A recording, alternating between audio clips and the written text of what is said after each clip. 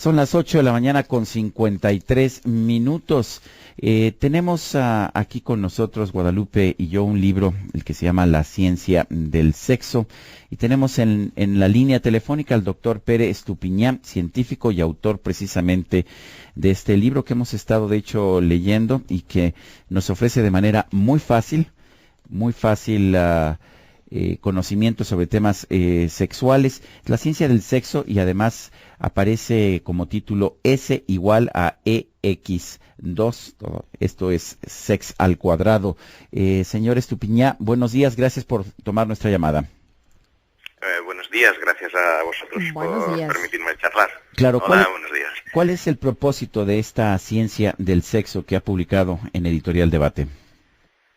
Bueno, la verdad es que, como describí en la introducción, sí que exponer de una manera muy natural y muy amena algunos aspectos sobre sexualidad que no son de alguna forma extrañamente desconocidos, pero también hay un interés oculto. Yo soy divulgador científico, yo no soy divulgador sexual. A mí lo que realmente me interesa es el conocimiento científico, eso por lo que yo apuesto, yo soy bioquímico, ¿no? Entonces hay un interés oculto, que es que la gente también, con el gancho que tiene la sexualidad, que es algo que nos interesa a todos, aprenda mucha ciencia, aprenda cómo funciona su cuerpo, cómo funciona su sistema nervioso, cómo funciona su mente, qué están haciendo los científicos, cómo investigan, cómo aprenden estas cosas que de ninguna otra manera podríamos saber cómo funciona el cerebro, si no es gracias a los neurocientíficos, ¿no?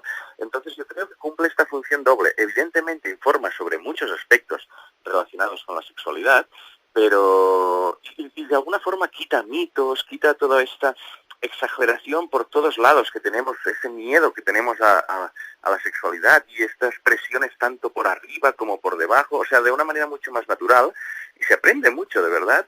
Yo mismo he aprendido muchas cosas, pero también esta parte científica, que es la que yo nunca quiero dejar de lado, ¿no? Doctor, ¿cómo empiezas con este tema? ¿Por qué te llama, si has revisado muchas otras materias en materia de ciencia, por qué el sexo? ¿Cómo llegas hasta esto y cómo se deriva el libro?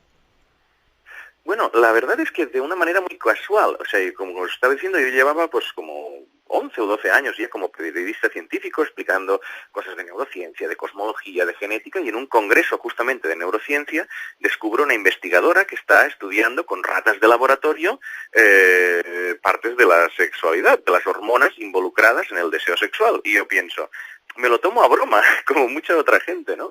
Y ella me empieza a decir, oye, que esto es algo serio, los investigadores utilizan ratas para cualquier cosa. Y piensa una cosa, las ratas solo tienen deseo sexual, como la mayoría como todos el resto de animales, cuando están ovulando. Si no están ovulando, no quieren tener deseo sexual. Esto es una química interna que les está diciendo, ahora sí que es el momento, porque ellas no son conscientes. Entonces, yo estoy viendo cuál es esta química interna que podría estar relacionada con algunos trastornos de sexualidad por falta de deseo o por exceso de deseo.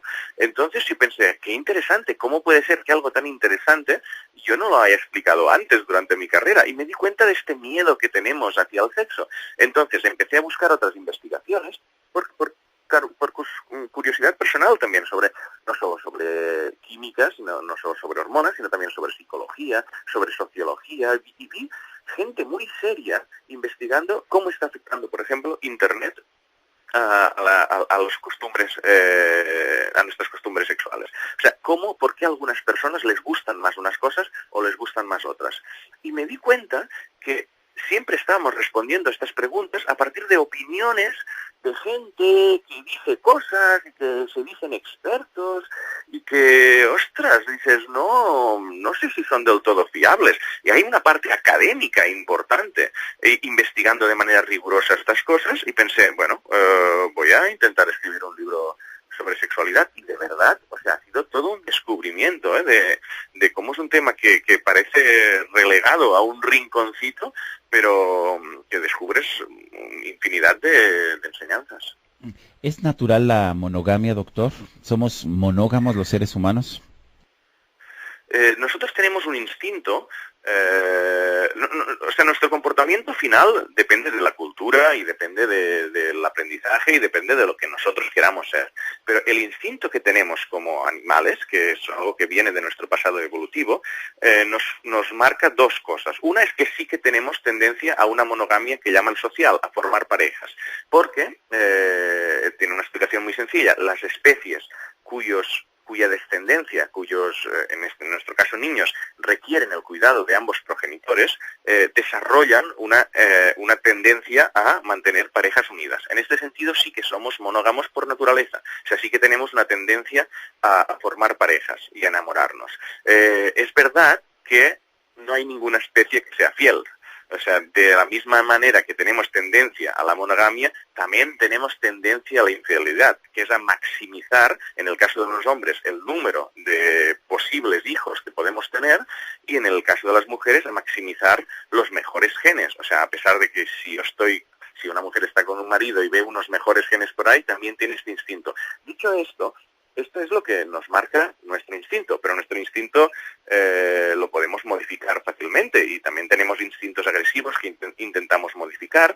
Entonces la cultura está por encima, por suerte, y es como debe ser, la cultura está por encima de nuestros instintos. Pero la respuesta a tu pregunta diría sí, tenemos instintos monógamos y también tenemos instintos infieles. Oye, dices que fuiste muy riguroso. De hecho, ya vimos que hiciste una amplia investigación de campo. ¿Cómo fue que se te ocurrió? Fuiste a todos lados, ¿no? Fuiste a todos lados. Bueno, claro, la verdad es que fue muy diverso, porque por una parte, yo insisto mucho, fui a congresos de sexología, de medicina sexual, visité laboratorios, pero luego también dije, oye, que esto del sexo tiene una parte humana, no solo científica, y entonces sí que pensé en incorporar, pues me fui a clubs de intercambios de pareja, me fui a ver a sadomasoquistas, participé en talleres de sexo tántrico, fui incluso a salas de porno. O sea, la verdad también tenía un componente de curiosidad personal. Dices, mira, qué excusa tengo para visitar estos sitios, no lo voy a negar, claro. Pero es decir, mira, con la excusa del libro voy a saber esto. Pero es un equilibrio yo creo que es un equilibrio muy bonito. Al mismo tiempo veo que tienes una muy amplia bibliografía y, bueno, en el libro se nota esta bibliografía. Igual has leído la literatura y has citado la literatura sobre la vida sexual de los bonobos, que has retratado la literatura sobre el orgasmo. O sea, sí es un libro científico en el que podemos tener confianza de lo que se está diciendo ahí. No es algo que se le ocurrió a un cura que quizás no ha tenido sexo desde la adolescencia. Exacto, claro. O sea, nosotros en ciencia nos gusta hablar de hipótesis, ¿no? Cuando alguien tiene una opinión, las opiniones las llamamos hipótesis, ¿vale? Y las hipótesis, o sea, como hipótesis están muy válidas, pero luego lo que hace la ciencia es experimentos para ver si estas hipótesis son ciertas o no, ¿vale? Entonces, yo lo que reflejo son siempre conclusiones que han salido del proceso científico. Eso no quiere decir que no estén equivocadas. La ciencia se va renovando, es más fiable que otras fuentes, clarísimamente, pero sabe que la historia del pensamiento nos lo dice. O sea, el conocimiento se va renovando, sea en cosmología o sea en funcionamiento de nuestro cuerpo. Pero sí que es muy sólido, o sea, y de hecho, pues hay aspectos que yo no trato en el libro, pues porque no he encontrado información científica, y yo no soy sexólogo, o sea, yo no puedo decir mi opinión es tal, porque yo sí que no tengo ninguna opinión válida sobre el tema, pero como periodista científico sí que me puedo apoyar de...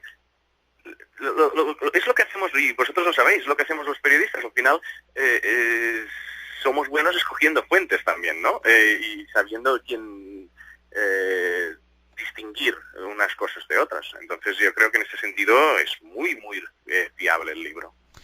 Doctor Pere Estupiñán, yo quiero agradecerle el que nos haya comentado acerca de este libro que hemos estado leyendo, tanto Guadalupe como yo, y que nos ha parecido, además de todo, muy divertido.